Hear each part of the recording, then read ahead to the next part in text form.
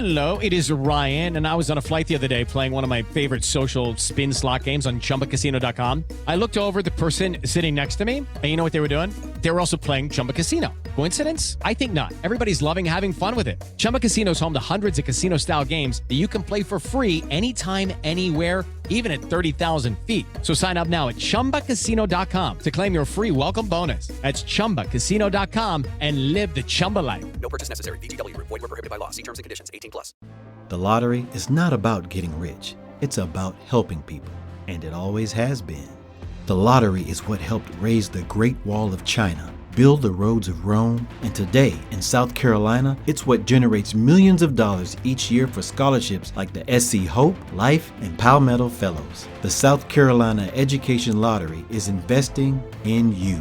Visit sceducationlottery.com/betteryou to learn more.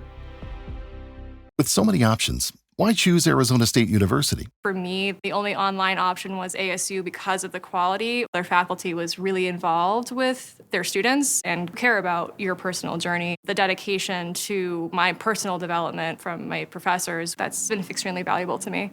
Earn your degree from the nation's most innovative university. Online. That's a degree better. Explore more than 300 undergraduate, graduate, and certificate programs at asuonline.asu.edu. Ooh, later with Mo Kelly on KFI AM 640.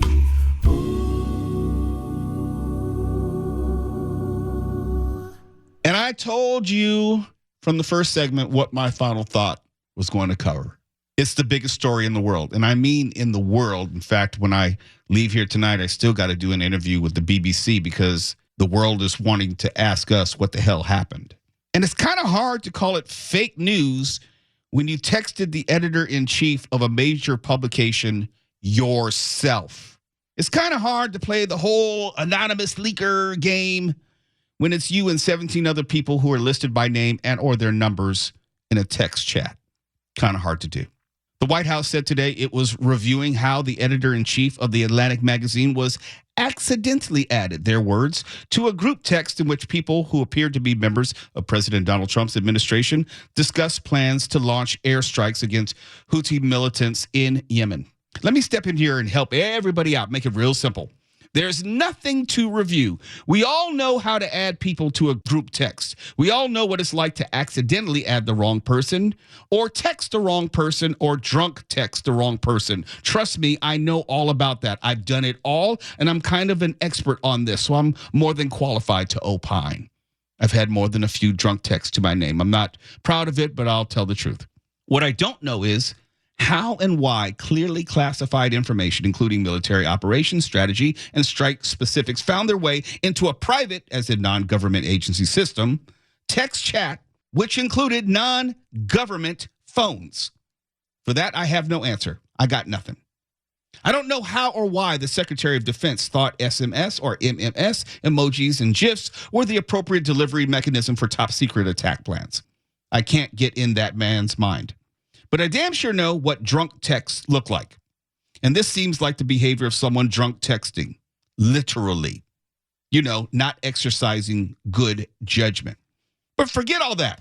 We all know it's no big deal, at least according to the Trump administration. Emails on non-government servers back in 2015, now that was a big deal. Hillary Clinton, lock her up. Remember that? Classified documents in a bathroom that you refuse to give back even after the FBI sends over a subpoena. Nah, that's not a big deal. Texting military ops specifics to everybody and their mama and accidentally a journalist? Nah, not a big deal. I would rather you tell me that national security never was and never will be a thing. Just say that. Lie to me. I would rather you tell me that than try to pretzel yourself into a knot arguing that Hillary Clinton's emails were somehow worse than Pete's emojis. We know that Vice President J.D. Vance was part of that text thread. We know that Secretary of State Marco Rubio was also part of the text thread. We know that John Ratcliffe, CIA director, was also part of the thread. And so we can also rightfully assume that Tulsi Gabbard, Director of National Intelligence, were also on that thread given their likely need to know basis. Just spoof any and all of their numbers and SecDef Pete will probably tell you anything you want to know. If not for the patriotism, and I do mean patriotism, of Jeffrey Goldberg, to neither go public nor share the privileged and classified info in advance, the world could have been a very different place today. Mission would have been compromised, and American servicemen and women would have been in more of harm's way. Oh, remember when people demanded Lloyd Austin, then Secretary of Defense, demanded that he resign for having a medical procedure and just not telling the president? Remember that? Oh, good times, I tell you, good times. But this is where I must invoke the roach theory once again. It's not the roach you see which should concern you, but all the ones you don't see. Do you really think this is the one and only top secret / highly classified information being bandied about on Verizon, Sprint, or T-Mobile bandwidth? Of course it isn't. You just don't start texting 17 of your closest government friends and giving them specifics on a military strike and not have 16 of them object unless that was a standard form of communication. And let me be honest here. I'm not mad. I'm not outraged. I'm not even surprised. I'm just saying, miss me with any supposed concerns about national security or China mining our secrets and data via TikTok, when all they need to do is hack U.S. telecoms. Oh, that's right. That's right. Remember when the Wall Street Journal reported on January 5th the Chinese hack of U.S. telecoms had compromised more firms than previously known? That hack comprised of AT&T, Verizon, and T-Mobile in 2024 and 2025. You think they don't already know about the careless and casual mode of communication between our defense apparatus, or apparati, as they said in the commercials? Can you hear me now? Can you hear me now? For KFI AM 640, I'm Mo Kelly.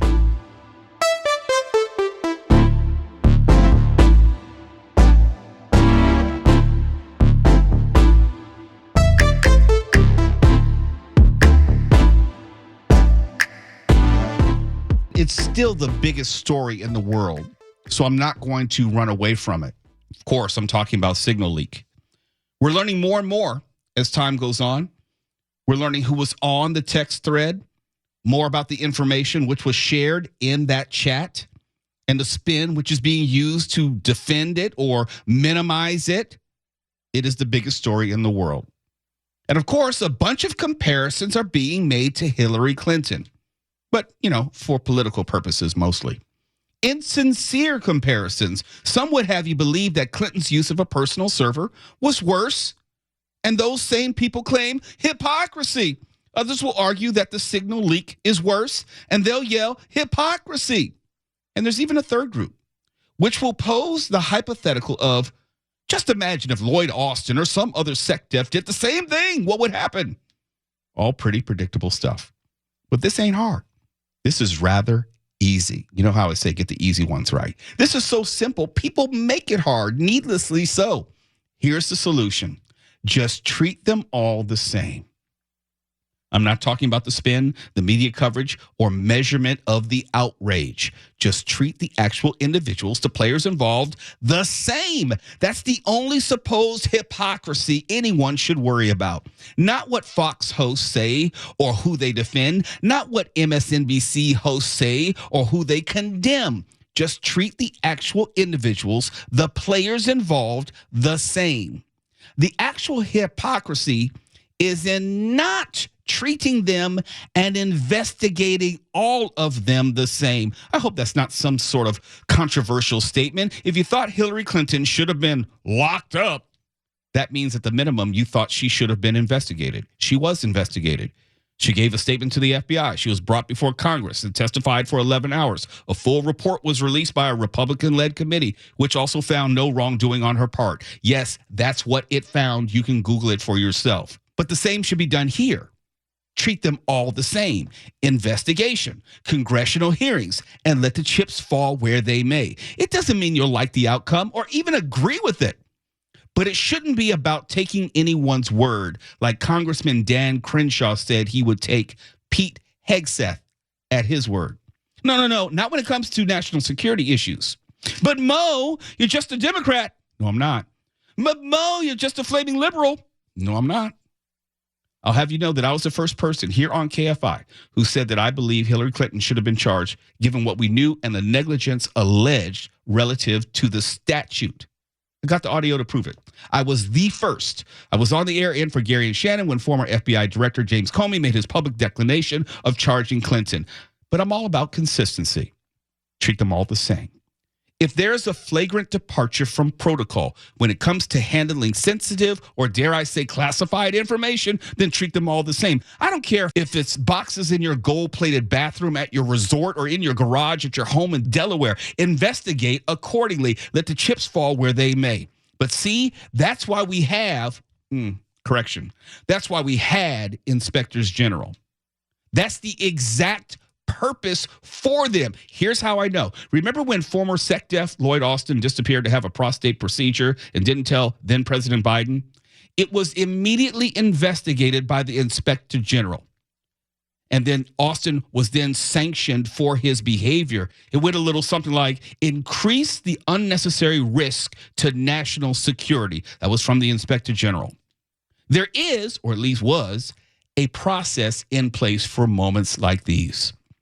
The inspectors general used to be independent of any administration, unfortunately no longer, but that's the purpose that they served. And here's another point. We don't need to, nor should we depend on cable news hosts or interviews of these same people on cable news to get to the truth. People can and do lie in interviews. I'm here to tell you. It is perfectly legal to lie to us in interviews, and they do. But it's a little more difficult to do under oath. At least it might, or at least used to, come with some degree of consequences. Because in the final analysis, either we actually care about national security or we don't. It's one or the other. But it sure as hell won't be both or when politically convenient. For KFI AM 640, I'm Mo Kelly.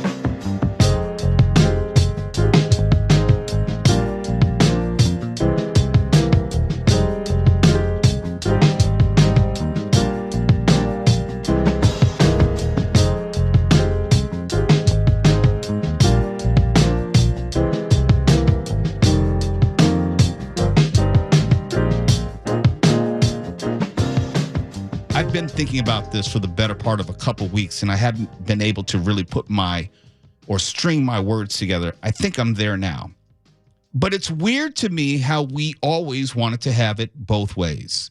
Ryan Seacrest here. When you have a busy schedule, it's important to maximize your downtime. One of the best ways to do that is by going to ChumbaCasino.com. Chumba Casino has all your favorite social casino games like spin slots, bingo, and solitaire that you can play for free for a chance to redeem some serious prizes.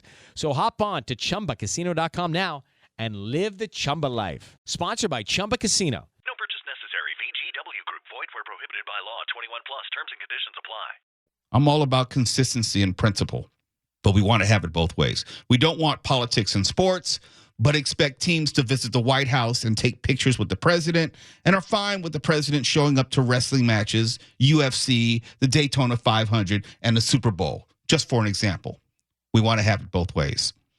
We supposedly don't want entertainers talking politics, but we elect a TV game show host as president twice.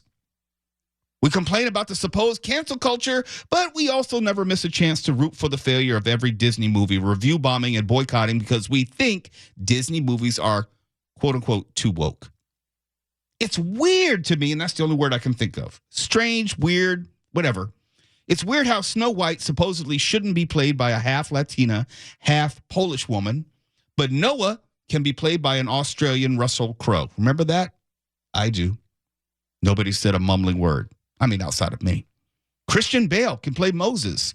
Joel Edgerton can play Ramses, the Egyptian pharaoh. Remember all the outrage over those roles and portrayals? That's okay, neither do I.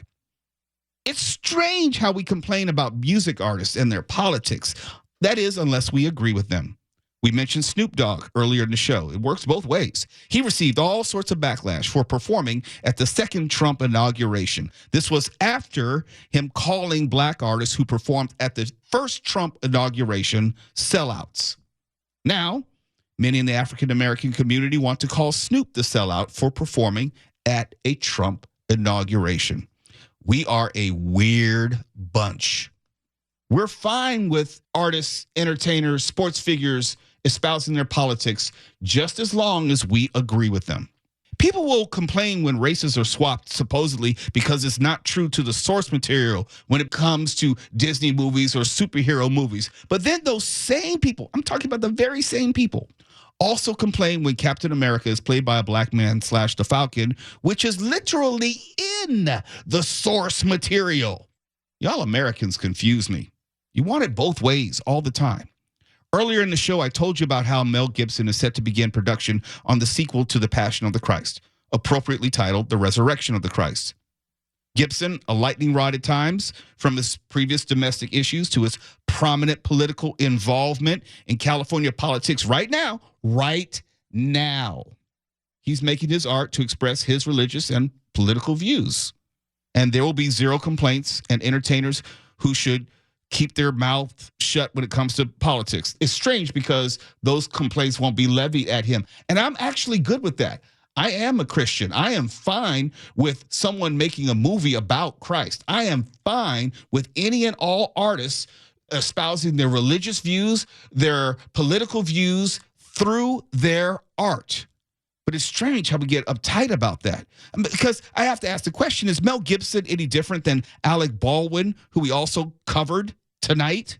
Are they really any different other than their specific brand of politics? They both have had some questionable personal episodes over the years, right? Can we agree on that, right? They're very vocal in their political beliefs and both engage in art commonly, which prominently features their beliefs in politics. Either we are okay with actors, musicians, and dare I say, even entertainment companies engaging in free expression, or we aren't. Are we really going to try to argue that Rachel Zegler is not accurate to portray Snow White, but Jim Caviezel as Jesus is? Are we really going to try to make that argument? Boycott Disney, but support Mel? No.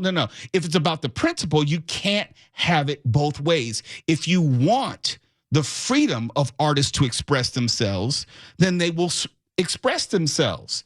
And now you can either support or not support, but you can't say one is right and the other's wrong. Not if you're trying to stand on principle. Let me go further with this. Let me go back to politics and art.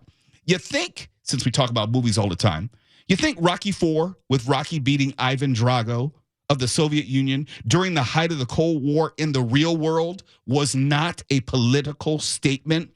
You think the complete Bob Dylan music catalog wasn't a political statement? Stevie Wonder and Paul McCartney's Ebony and Ivory, that was a political statement too. I'm here to tell you, you didn't know that. It actually was. Marvin Gaye, Bob Marley. Art in all of its various forms has always been a political form of expression. Maybe you just weren't paying attention. Hey, Mark Ronner, did you know? I know you knew, but I'm just going to put this in here anyway. Star Trek was a political statement about achieving a post-racial, post-capitalism society. They just said it in the future and in space. If you didn't see that, you didn't understand a thing you watched. The first interracial kiss in television history was where, Mark Ronner? Kirk and Uhura. All in the Family was a political statement on race relations. Even The Cosby Show was a political statement. I bet you didn't know that. It was specifically done to fight against the negative stereotypes of African Americans, showing a complete black family unit with two professional parents with postgraduate degrees. And people criticized it as being, quote unquote, unrealistic. But that's part of the reason why Bill Cosby did that show.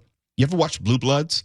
Oh, that's definitely a show with political undertones. And by the way, it's a great show, but there's definitely a political bent to it. Same is true with Law and Order, just in the other direction. Both of them are great shows, by the way. But art, as in music, television, movies, they have always been expressions of our individual and collective politics. And you know what? It's okay. But it's not okay to suggest that here in the 2020s that artists or entertainers need to not express their individual views or not create art expressing those views. Because to do so, in a word, is un-American. For KFI AM 640, I'm Mo Kelly.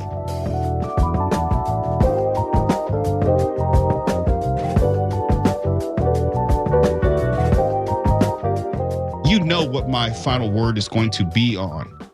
And I'm going to try not to offend everybody listening, but I make no guarantees and I also make no apologies. Let me put it that way. And I've been thinking about this over the years in a general sense, but with the Marvin Sapp story, it kind of meant that I needed to talk about it now. Faith and religion, they're two different things. Religion has nothing to do with faith. Religion is about dogma. It's about rules. It's about dictating how you're supposed to live your life, how you worship. That's religion. Faith, on the other hand, is your personal relationship with Jesus or your God. It's your one-on-one conversation with the Almighty. It's very personal. But one definitely impacts the other. You can have a bad experience with the church or a minister, and I told you about some of mine, and Twala told you about some of his. That bad experience can damage your faith, especially if you're a newbie in Christ. In other words, you're new in your religious experience, learning about Christ. That's what it means to be a newbie. And betrayal by religion is not a new phenomenon. And yes, money is still the root of all evil. We've seen it with the Catholic Church and priest molestation scandals. We've seen it with these megachurch pastors time and time again. From garden variety sex scandals to financial malfeasance scandals, it seems like the bigger the church or profile of the pastor, the bigger the sins. It's really no wonder why church attendance is at an all-time low and atheism grows at almost a proportional rate. There's a connection there. Throw in politics and you really have a cluster truck. America wants to turn itself into a theocracy and tell everyone how to live. Even though this has never been a Christian nation. Getting ready to step on toes. Never been a Christian nation. We may be a nation of mostly Christians, but never an actual Christian nation. There's no mention of Jesus Christ in either the Declaration of Independence or the Constitution. I know for a fact, I looked, it's not there. The phrase, "In God we trust," was added to money and the Pledge of Allegiance in the 1950s as a response to communism, not as a founding principle of the country. And never mind the fact that just mentioning the word God doesn't make something Christian. Hate to be pedantic and all biblical-like, but the whole idea of Christianity has a Jesus requirement. Christianity requires that you confess with your mouth and believe with all your heart that Jesus is the Son of God, was crucified, and rose on the third day. That, in short, is what it means to be a Christian. Not just mentioning the word God or reciting it as part of a Pledge of Allegiance. The New Testament is pretty clear about that. But that's assuming that you've, actually read the Bible and not just put Christian on your social media profile. And you're not using that to quote unquote virtue signal as to the other religions or the people who are of other religions that you don't like. But you don't have to take my word for it. Go ahead and read the Bible for yourself. My main point tonight is that religion has poisoned or has been poisoned, depending on how you look at it. Religion today is more a weapon and blunt object to bludgeon people to behave a certain way, hate certain people, justify books to be banned, and or dictate women's health decisions. Oh, yes, I'm going there. People use the Bible to cherry pick issues to manipulate other people's lives, not live their own lives. Being a Christian is about how you individually live, not how other people live or who other people marry. Actual Christians know this. They will call themselves pro-life, yet are indifferent to what the Bible says about treating the stranger in your land or how we should care for the poor and the needy. That's what I mean by cherry picking. I told you earlier this hour about a megachurch pastor and gospel music star, Marvin Sapp, worth more than $4 million, who refused to let people exit his church until the congregation ponied up $40,000 collectively. A congregation who likely are all less wealthy than Sapp. A congregation who can get shaken down or robbed any day of the week anywhere else. Just weren't expecting to get robbed on Sunday in the house of the Lord. $40,000 for his tax-exempt church. But Sapp is closer to the rule than the exception. Or we could talk about megachurch pastor Joel Osteen, who had to be shamed into opening up his megachurch to flood victims during the 2017 Hurricane Harvey, and had the dirty nerve to defend his decision to keep his church doors closed. Those are just some of the examples of religion, not faith. The problem in America, and here is the real takeaway. The problem in America is not that there aren't enough people calling themselves Christian. The problem in America is not that the Christianity hasn't been woven into the Constitution. The problem is we've decided to use Christian as a way to signal to others who we hate. For KFI AM 640, I'm Mo Kelly.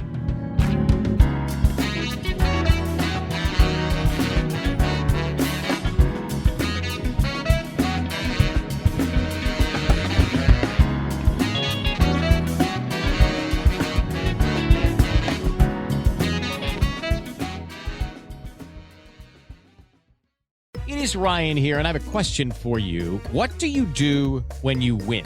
Like, are you a fist pumper, a woohooer, a hand clapper, a high fiver? I kind of like the high five, but if you want to hone in on those winning moves, check out Chumba Casino. At ChumbaCasino.com, choose from hundreds of social casino-style games for your chance to redeem serious cash prizes. There are new game releases weekly, plus free daily bonuses. So don't wait. Start having the most fun ever at ChumbaCasino.com. No purchase necessary. VGW Group. Void where prohibited by law. See terms and conditions. 18+.